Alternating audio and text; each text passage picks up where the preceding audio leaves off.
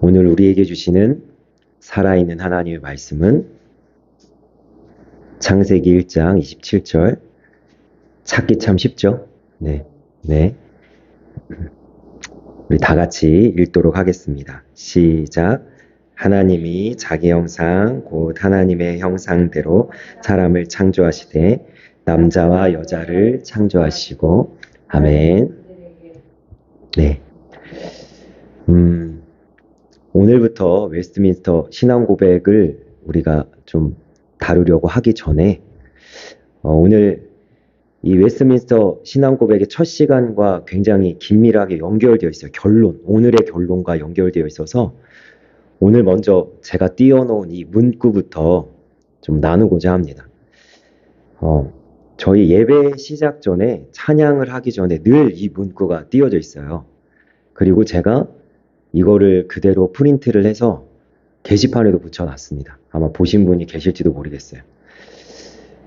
제가 이것을 이렇게 이야기를 하고 그 다음에 이렇게 자꾸 보게 하고 이거는 그냥 이 말이 멋있어서 해놓은 거 아닙니다. 그냥 광고 그냥 이런 게 아니라 이게 정말 우리의 고백이 돼야 되거든요. 그래서 먼저 첫 번째입니다. 예배가 왜 삶인가? 먼저 살펴보려고 하는데요. 오늘 첫 시간의 결론을 이렇게 이야기하고 있어요. 일상도 영화롭게. 기독교적 제자도의 바른 견해는 삶 전체를 의식적으로 하나님의 영광을 위한 것으로 그분의 이름을 섬기며 살아가는 것으로 드리는 거예요. 어렵게 써놨죠? 그런데 제가 쉽게 표현해 드리겠습니다. 설거지 할 때도 예배하라는 거예요. 청소할 때도 예배하라는 거예요. 보리를 산책시킬 때도 예배하라는 거예요. 네. 전사님 웃을 줄 알았는데 안 웃으셔가지고 제가 보리를 산책시키는 게 너무 힘드셨는지 웃음 포인트로 해놨는데 네. 어쨌든 저 유머 감각이 좀 떨어집니다. 네. 예배하라는 거예요. 그러니까 예배가 삶이라는 건 이런 의미가 되는 겁니다. 오늘 우리가 이 시간에 특정한 장소, 어디에 와 있어요? 교회에 와 있어요. 교회에 와서 예배하죠. 그리고 특정한 시간, 언제요? 수요일 저녁 8시 반에 특정한 시간에 모여서 지금 예배를 하고 있어요. 그런데 예배를 드리고 나서 돌아가서는 내가 예배하지 않는 게 아니라 여전히 누구로 사는 거예요? 하나님을 예배하는 자로 살라는 거예요. 그런데 많은 사람들이 교회에서는 예배해. 그리고 하나님을 영화롭게 해요. 근데 이 시간에만 하는 거예요. 여기 교회에서만 하는 거예요. 그리고 돌아가서는 어떻게 사냐면 하나님을 예배하지 않고 사는 거예요. 하나님 영화롭게 하지 않고 사는 거예요. 그래서 예배랑 삶이 나뉘어진 사람들이 있어요. 나뉘어진 사람들. 그러면 이 사람들은 하나님을 따라가고 이렇게 하나님 말씀 듣는 게 너무 어렵고 괴로워져요. 왜냐하면 제가 설교 시간에 그리고 이 하나님의 말씀을 보면 뭐라고 나와 있어요? 하나님이 뭐라고 얘기하세요? 마음을 다하여 뜻을 다하여 힘을 다하여 심지어 뭐까지 다하여? 목숨까지 다하여 하나님 사랑하라 그러는데 이게 부딪히는 거예요. 왜? 난 교회 와서만 예배하거든. 난 예배 시간에만 예배하거든. 그리고 돌아가서 어떻게 살아요? 여기서는 예배할 땐 하나님의 사람이고 하나님의 자녀고 하나님이랑 관계 맺는 사람으로 사는데 내가 돌아가서 일상 속에서는 하나님을 예배하는 자로 안 사니까 세상적 관점과 세상적 마음으로 사니까 내가 말씀에 부딪히는 거죠. 마음을 다해서 하나님을 사랑하지 않는다. 뜻을 다해서 하나님을 사랑하지 않는다. 여기서 일상을 영화롭게 하라는 거는 무슨 얘기냐면 내 모든 시간이 하나님의 것이라는 거예요. 내가 누구를 만나든 내가 무슨 일을 하든, 내가 어떤 환경 속에 처하든 나는 하나님을 예배하는 예배자라는 인식을 가지고 내가 앉았을 때든지 걸어갈 때든지 누웠을 때든지 하나님을 예배할 때 그게 뭐가 되냐면 예배가 삶이 되는 겁니다. 자, 그런데 이 얘기는 제가 너무 많이 나눠가지고 알고 계시잖아요. 근데 이제 두 번째가 문제란 말이에요. 내가 이미 예배자로 살아요. 삶이 예배가 되고 예배가 삶이 됐어요. 그런데 갑자기 무슨 얘기를 하냐면 예배가 꿈이래요. 이루어진 건 꿈이 아니잖아요. 내가 예배자로 살면 이미 꿈을 이룬 거잖아요. 그런데 왜 예배가 꿈이냐는 거예요. 자, 이거를 우리가 제가 이걸 비전으로 생각을 하는데 우리 성도님들이 같이 이걸 비전으로 생각했으면 좋겠어요. 통일이 되면 제가 어디로 간다고 이야기를 했냐면 함경남도, 옹진군, 화성면, 주동리로 간다고 했습니다. 이게 꿈이에요. 그런데 자, 우리가 갔어요. 가서 뭐 할까요? 우리 북한 주민 만났어요. 주동리에 가가지고 우리가 그 통일이 이루어졌어요. 그럼 우리 가서 뭐 할까요? 가서 예배하는 거예요. 거기에 교회를 세우겠다. 왜 교회 세울까요? 이 북한 사람들은요, 예수님을 믿는 사람들이 있긴 있는데 예수님을 믿는 게 진짜 뭔지 잘 몰라요. 왜 그러냐? 성경을 처음부터 끝까지 잘 읽어보질 못했어요. 최근에 일어난 일인지 예전에 일어난 일인지 모르겠지만 북한에서는 성경만 소유하고 있어도 죽습니다. 그래서 학교에서 선생님이 애들한테 숙제를 내줬어요. 너희 집에 이런 붉은색이나 이런 검정색 표지로 되어 있는 책들이 있을 거야. 장롱을 열거나 서랍을 뒤져서 그 책이 있는 걸 발견한 친구들은 선생님이 상을 줄 거야. 다 찾아서 이렇게 갖고 와. 애들은 선생님 말이 그잖아요? 찰떡같이 믿잖아요? 그래서 엄마 아빠가 숨겨놓은 성경책을 애들이 다 찾았어요. 하고 엄마 아빠가 어떻게 돼? 다음날 다 잡혀가는 거예요. 그리고 이 북한 사람들은 하나님을 예배하는 사람들이 있어요. 아직도 목숨 걸고 예배하는 사람들이 있어요. 그런데 예배를 제대로 해본 적이 없어요. 그러니까 우리가 가면요, 이제 가르쳐 줘야 돼요. 하나님 말씀이 이런 거라고. 그게 예배예요. 그리고 예배 이렇게 드리는 거라고 우리 알려줘야 돼요. 찬양 이렇게 부르는 거예요. 그러면 자, 우리가 거기서 예배할 때 어떤 일이 벌어지냐면 여러분 상상을 해보세요. 이 북한 주민들이 우리처럼 1시간 예배할까요? 1시간 예배 안 돼요. 몇 시간 예배해야 될까요? 최소 3시간 예배해야 돼요. 왜요? 내 처음껏 하나님 찬양 드린 적이 없거든요. 그런데 내가 지금 자유를 얻어가지고 교회라는 곳에 처음 와요. 우리가 교회를 지으면 교회라는 곳에 처음 와요. 찬양을 부르는데 얼마나 감격스럽겠어요. 한 번도 기도를 내고 한 적이 없다니까요. 숨죽여서 들킬까봐. 여러분, 저는 예전에 북한 그 주민이 숨죽여서 하는 기도 소리 들었어요. 하나님 아버지, 소리도 못 내. 그러면 이들이요, 기도를 하는데 잠깐 기도하고 만족을 못 한다니까. 안 채워져요. 그래서 어떻게 하자 그러냐면 우리 몇십 분 기도하자 그래요. 우리한테. 몇십 분 기도하자. 찬양을 우리가 1시간 하잖아요. 그럼 어떻게 하냐면 1시간만 찬양 더 하자 그래. 우리 그런 예배를 우리가 할 거예요, 이제. 필리핀에 선교하는 한 선교사님이 얼마 전에 다니엘 기도회에서 간증을 하셨어요. 그 필리핀에 교회를 세우셨대요. 우리나라는 아무리 지하고 조그만 교회여도 다 시스템을 갖춰놔요. 다 갖춰져 있잖아요, 우리.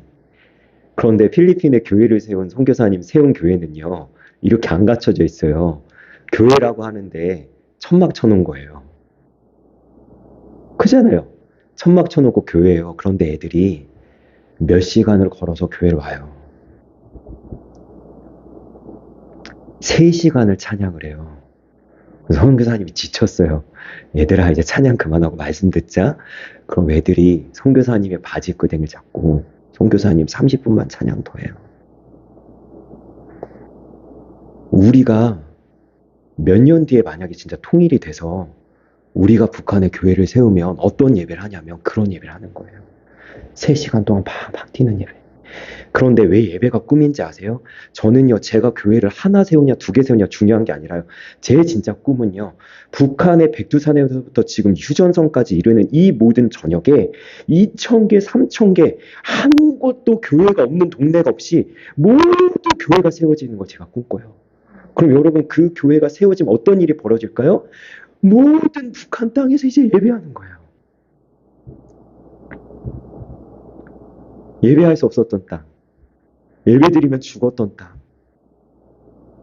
예배할 줄 몰랐던 사람들이 이제는 하나님을 예배하는 자유 속에서 모든 북한 땅 전역에, 저는 10,000개, 20,000개 교회 세워졌으면 좋겠어요. 우리나라처럼. 우리나라 40,000개 교회잖아요. 다 세워져 갖고 뭐예요? 북한 전역에 하나님을 예배하는 소리로 가득해지는 게 제 꿈이에요. 근데 여기서 제 꿈이 끝나지가 않아요. 지금 선교 가려면 뭐 타고 가셔야 돼요? 비행기 타고 가셔야 되죠? 자, 북한 문이 열리면 이제 비행기 타고 안 가셔도 돼요. 철도가 열립니다. 철도 타고 가시면 돼요. 자, 어디로 가시면 될까요? 중국 지나서, 카자흐스탄 지나서, 우즈베키스탄 지나서, 키르기즈스탄 지나서. 그죠? 그 다음에 터키 지나서 예루살렘 가시면 돼요. 그럼 북쪽이요. 자, 남쪽으로 어디 가시면 돼요? 필리핀, 대만, 태국, 그죠? 인도, 인도네시아, 베트남 다 지나가지고 터키, 예루살렘 가시면 돼요. 우리가 가면서 뭐 할까요, 여러분? 예배하는 거예요. 제 꿈이 아니라 하나님이 꿈을 꾸세요. 하나님 무슨 꿈 꾸세요?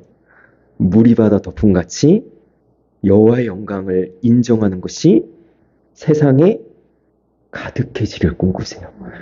온 세계가 하나님을 예배하기를 원하시는 거예요. 모든 사람이 구원 얻는 것 하나 바라신다고 그랬잖아요. 그게 어떤 의미냐?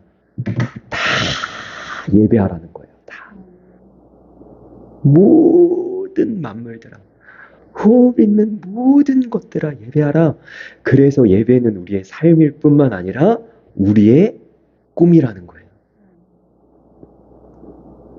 자, 이제 여기까지 이제 서두로 이야기를 했고요. 자, 이제 본격적으로 웨스트민스터로 들어가겠습니다. 자, 여기 보시면 웨스트민스터 소요리 문답이라고 나와 있어요. 소요리 문답이 뭔지를 먼저 살펴보면요. 자, 성경을 토대로 가장 기초가 되는 것을, 자, 성경에는 그냥 이야기로 써 있어요. 거의, 그죠? 그래서 하나님이 누군지가 정리가 안 돼 있어요. 그죠? 인간이 무엇인지가 정리가 안 돼 있어요. 죄는 무엇인가? 구원은 어떻게 얻는가? 정리가 안 돼 있어요. 그런데 성경을 토대로라는 것은 하나님이 누군지, 인간은 무엇인지를 설명하는 구절들, 성경의 구절들을, 말씀들을 쫙 뽑아서 어떻게 했냐? 교리로. 이걸 교리라고 하거든요. 교리를 알기 쉽게 문답 형식으로 정리한 게 이 웨스트민스터 소요리 문답입니다. 자, 그런데 이 소요리 문답은 몇 가지가 있어요. 웨스트민스터만 있는 게 아니라, 자, 몇 가지가 있는데 왜 그러면 몇 가지 있는 그 소요리 문답 중에 웨스트민스터를 하냐? 이유가 세 가지입니다. 첫 번째는요, 이게 저한테 있어요, 이 책이. 다른 건 없어요. 일단, 이게 저한테 있어요. 그 다음에 두 번째는요, 지난번에 이야기했듯이 저희 총회에서 이 웨스트민스터를 PPT로 잘 정리해 놨다고 들었는데, 제가 거의 새로 만들었어요. 어쨌든 이래서입니다. 세 번째입니다. 자, 이게 가장 중요한 이유인데요. 이 웨스트민스터는 스코틀랜드, 잉글랜드, 미국, 여러분, 이게 같은 영어권 나라예요.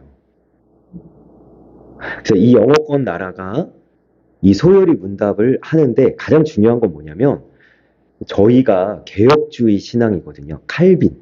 네, 칼빈이 정리한 종교개혁의 개혁주의 교리와 신학을 따라서 저희가 이게 교단이거든요. 교단? 저희 따라가요. 거의 대부분의 한국교회가 이걸 따라가요. 장로교회, 침례교회. 그래서 미국 장로교회가 우리의 그 본이잖아요. 본, 모델. 그런데 이 장로교회가 뭘 채택했냐? 웨스트민스터를. 그래서 이 웨스트민스터에 그 제가 최근에 읽었던 필립 샤프라는 이 역사가가 교회사 전집을 썼는데 이 분이 소요리 문답에는 네 가지 종류가 있다. 루터가 정리한 아우크스부르크 그 신앙 고백이 있고요. 그 다음에 하이델베르크 신앙 고백, 이것도 유명합니다. 성공의 신앙 고백이 있고 그 다음 웨스트민스터 신앙 고백이 있는데 이 분이 뭐라고 여기에다가 이야기를 해놨냐면 웨스트민스터 신앙 고백이 가장 명쾌하고 간결하고 논리적이라는 거예요. 우리가 이거를 할 만한 충분한 이유가 있죠. 자, 그래서 이 웨스트민스터 신앙 고백의 가장 첫 번째 질문. 자, 뭐냐면 인생의 제일 되는 목적인데 두 가지의 답이 있어요. 근데 오늘은 첫 번째만 다룹니다. 다음 주에 두 번째를 다룰 거예요. 자, 첫 번째. 자, 오늘 본문의 말씀을 다시 한번 읽어보겠습니다. 시작. 하나님이 자기 형상, 곧 하나님의 형상대로 사람을 창조하시되 남자와 여자를 창조하시고 아멘. 하나님께서 자기 형상대로 우리를 만드셨어요. 자, 우리가 하나님의 형상대로 지음받았다는 건 어떤 이유일까요? 무엇의 목적이 있을까요? 하나님의 형상대로 우리가 지음받았다는 건요. 우리만, 하나님의 형상대로 지음받은 우리만 하나님과 소통을 할 수 있어요. 그래서 하나님이 자기 형상대로 우리를 만드신 거예요. 내가 너와 관계 맺기를 원한다. 내가 너와 소통하기를 원한다. 그래서 우리 하나님 형상대로 이렇게 지음받은 거예요. 그런데 이 하나님의 형상을 조금 더 살펴보면요. 이 첼렘이라는 단어입니다. 형상이 히브리어로 첼렘이라는 단어인데 이것은요. 그늘지다라는 어원에서 나왔어요. 그래서 이게 그림자라는 뜻인데요. 보세요. 네, 그림자가 있죠. 자, 그런데 이게 나를 반영은 해요.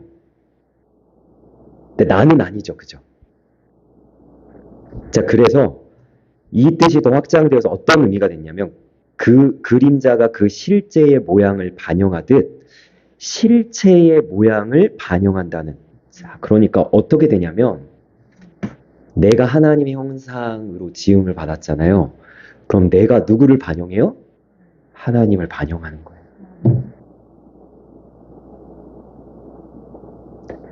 사람들이 나를 통해서 누구를 발견해야 되냐면 하나님을 발견할 수 있어야 되는 거예요. 그래서 이게 뭐랑 연결이 되냐면 예배가 삶이 되는 거랑 연결이 되는 거예요. 내가 하나님을 예배하고 하나님을 영화롭게 하는 삶을 살아갈 때 더 나아가서 예수님께서 마태복음 5장 13절에 너희는 세상의 빛이라 라고 하면서 너희들의 착한 행실을 보고 세상 사람들이 어떻게 해요? 하나님께 영광을 돌리는 거예요. 왜? 내 삶을 통해서 내가 보여지는 것이 아니라 누가 보여져요? 하나님이 보여지게 하니까. 그래서 하나님을 영화롭게 한다는 건요. 보시면 뒤에를 먼저 보면요. 자, 하나님의 영광을 반사한다는 거예요. 내가 마치 달이 태양빛을 받아서 우리의 밤길을 비치듯이 내 안에 있는 하나님의 영광빛이 어떻게 되냐? 내 삶을 통해서 반사되어서 하나님의 영광 받으신다는 거예요. 근데 조금 더 살펴보면요. 자, 오늘 본문의 말씀을 보면 하나님이 형상이란 단어를 2번 쓰세요. 자기 형상을 따라 하나님의 형상대로. 그런데 앞에 있는 형상 앞에는 불분리 전치사 빼를 달아놨어요. 빼. 그러니까 빼, 첼렘 이렇게 되어 있어요. 그리고 뒤에 하나님의 형상대로일 때는 그 형상에 뭘 달아놨냐면 그러니까 케, 첼렘 되는 거예요. 자, 그러니까 빼는 어떤 의미가 있냐면 아내라는 의미가 있습니다. 그리고 케는 어떤 의미가 있냐면 처럼의 의미가 있어요. 자, 그리고 이렇게 해석되면 어떻게 해석되냐면 하나님이 자기 형상 안에 어떻게 했어요? 하나님의 형상처럼 만드셨어요. 우리를.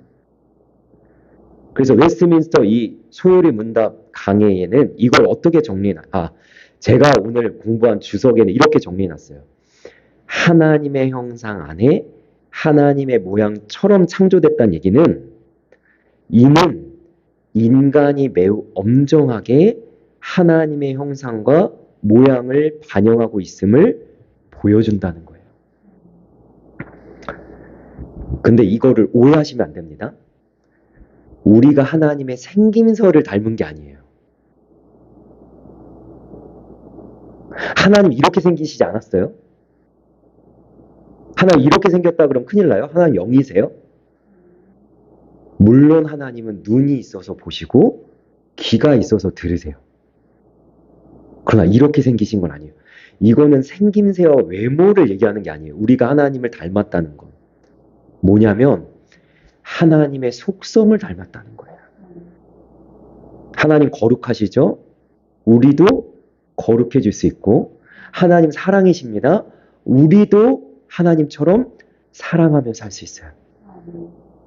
그 하나님의 속성을 우리가 닮아서 하나님의 형상대로 지음받았다는 거예요. 자, 그래서 모든 만물은 어떻게 되냐?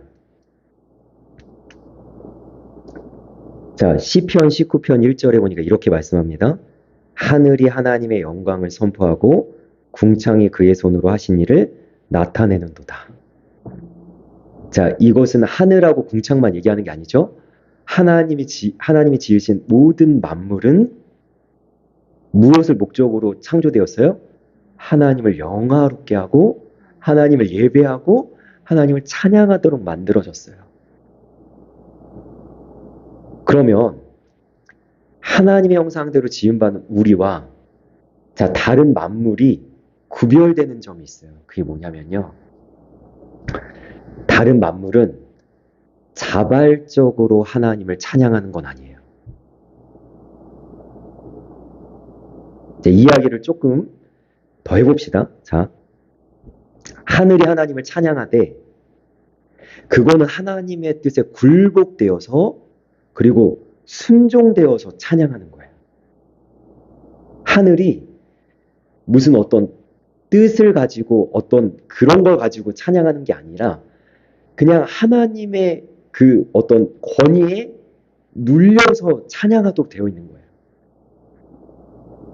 근데 이게 왜 다르냐? 자, 보십시오. 자, 창세기 1장 21절 말씀 한번 같이 읽어보겠습니다. 시작. 하나님이 큰 바다 짐승들과 물에서 번성하여 움직이는 모든 생물을 그 종류대로 날개 있는 모든 새를 그 종류대로 창조하셨어요. 아멘. 자, 우리랑 다른 만물들이 다른 점이에요. 우리는 하나님의 형상대로 창조됐어요.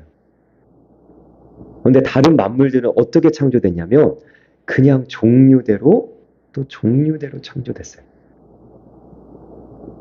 자, 새는 새의 종류대로, 물고기는 물고기 종류대로. 다르죠, 그죠? 모양이 다르죠? 그래, 우리랑 달라요. 창조된 그 목적이 달라요. 방법이 달라요. 자, 그러면 이게 어떤 의미냐? 제 뒤에 거를 먼저 해야 될 것 같아요. 제가 이제 앞에 준비한 게 있는데 뒤에 걸 먼저 해야 되겠습니다. 우리 인간에게는 자유의지가 있어요. 뒤에 거를 먼저 하고 넘어올게요. 자, 이 자유의지가 뭐냐면 하나님을 거역할 수도 있는 거예요. 근데 왜 만물은 하나님께 굴복해서 제가 하나님 찬양한다고 했냐면 다른 만물에게는 이 자유의지가 없어요. 거역을 할 수가 없어요. 그러니까 찬양하는 거예요. 그런데 오직 인간만 뭐 하냐면 하나님을 거역해요. 자유의지를 가지고.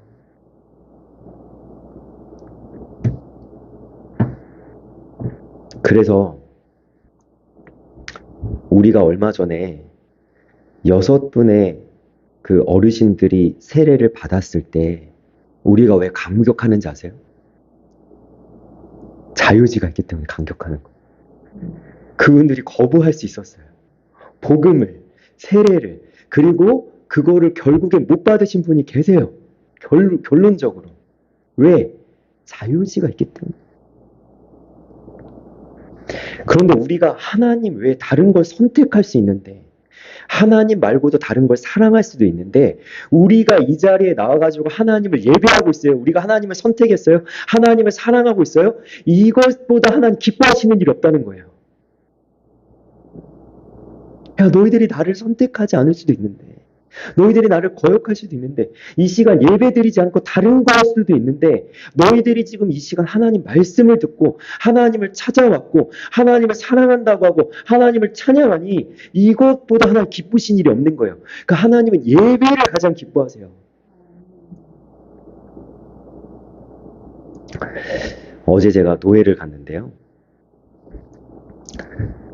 아버지 목사님이 그러니까 그분이 이제 아버지 목회를 이제 이어서 아들 목사님 하신 거예요. 목사님 되셨어요, 자기도. 근데 아버지 목사님이 저희 노예를 설립하셨어요. 첫 번째 노회장님이세요. 근데 어제 그 아들 목사님이 노회장이 되셨어요. 그 노회, 아버지가 세운 첫 노회장을 했던 그곳에 아들이 또 세워져서 노회장이 됐어요. 여러분 이게 영광이에요. 왠지 아세요? 아빠가 목사라고 해서 다 예수님 믿는 게 아니에요. 아빠가 목사라고 해서 자기가 자발적으로 하나님을 선택해서 자기가 목사가 되기로 하는 거 아니에요. 이건 기적이에요. 얼마든지 어릴 때는 아빠가 목사이기 때문에 어쩔 수 없이 예배했겠죠. 어쩔 수 없이 교회 다녔겠죠. 어쩔 수 없이 하나님 믿는다고 찬양도 하고 고백도 했겠죠. 그런데 이분이 아버지를 따라서 어떻게 했어요? 자기가 자유의지를 가지고 결정했다고요. 뭘 결정했어요? 난 하나님을 믿겠다고. 이제는 아버지 하나님이 아니라 누구 하나님이 됐어요? 내 하나님으로 고백되어지고 내가 그래서 신학의 길을 걸어서 나도 아버지를 따라 목사가 되겠다고 한 거예요. 이게 영광이에요. 하나님께 영광. 그러니까 얼마나 다른 노예 목사님들이 이게 축하를 해주는지 안 그럴 수 있잖아요. 그 길 안 갈 수도 있잖아요. 자, 그래서 우리가 기억해야 될 건 뭐냐면 만물은 종류대로 지음받아서 하나님을 거역할 수 없기 때문에 굴복함으로 하나님 찬양하는데 우리 어떻게 하나님 찬양해요?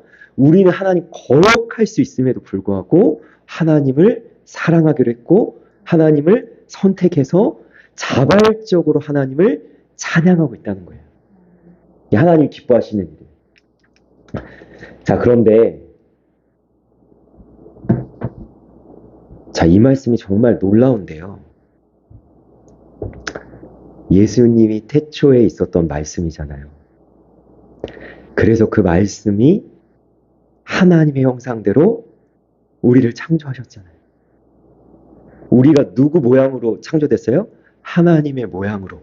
그거를 성자 예수님, 하나님 대신 성자 예수님이 하셨잖아요. 그런데 이 하나님 대신 예수님이 그 하나님 형상, 원래 하나님이신데 그걸 버리시고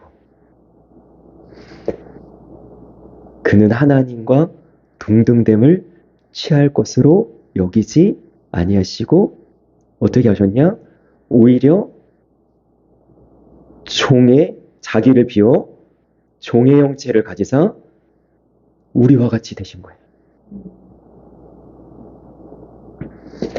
그래 어떻게 우리에게 오셨냐? 사람의 모양으로.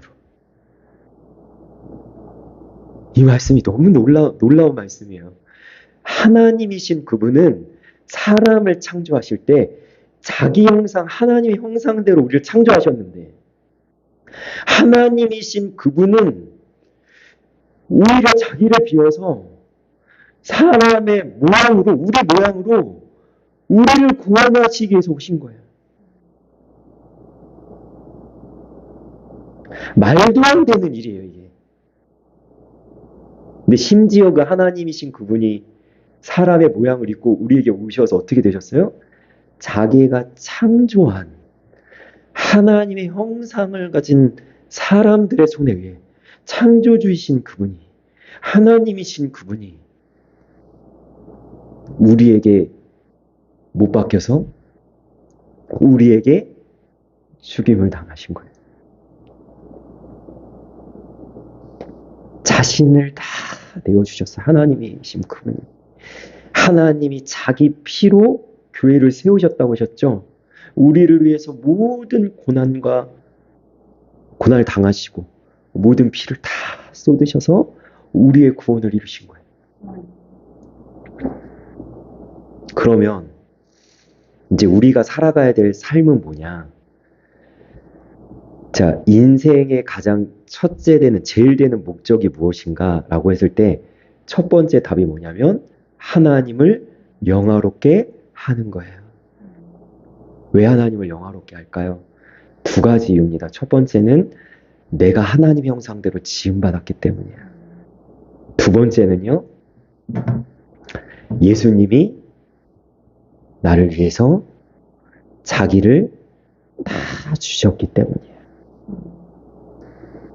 정말 예수님을 만난 사람, 정말 예수님이 나 때문에 죽으셔서 내 구원을 이루셨다고 믿는 사람은 하나님을 영화롭게 하지 않을 수가 없어요.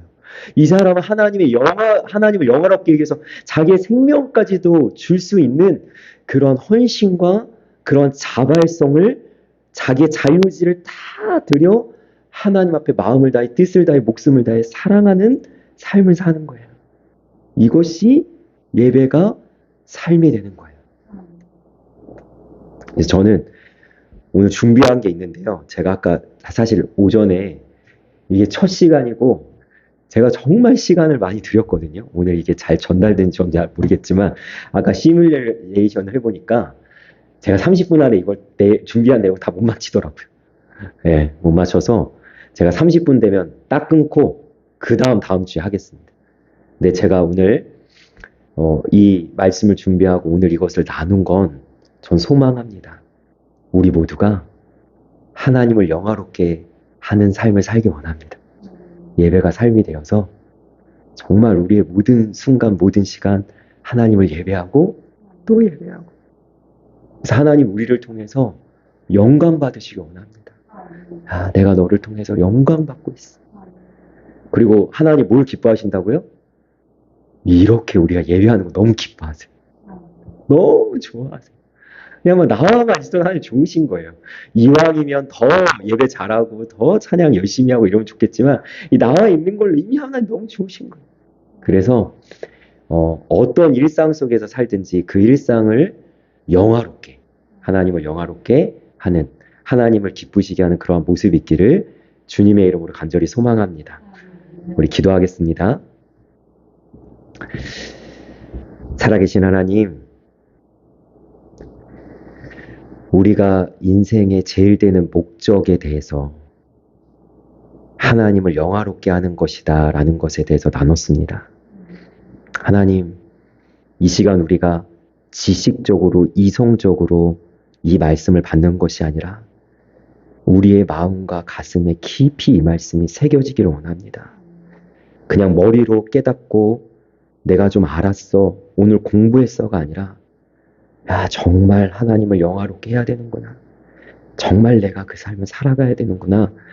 가슴 절절히 느끼고 실제로 일상 속에서 그 삶을 살아낼 수 있는 우리 모두가 될 수 있도록 오늘 간절히 소망합니다. 예수님의 이름으로 기도합니다.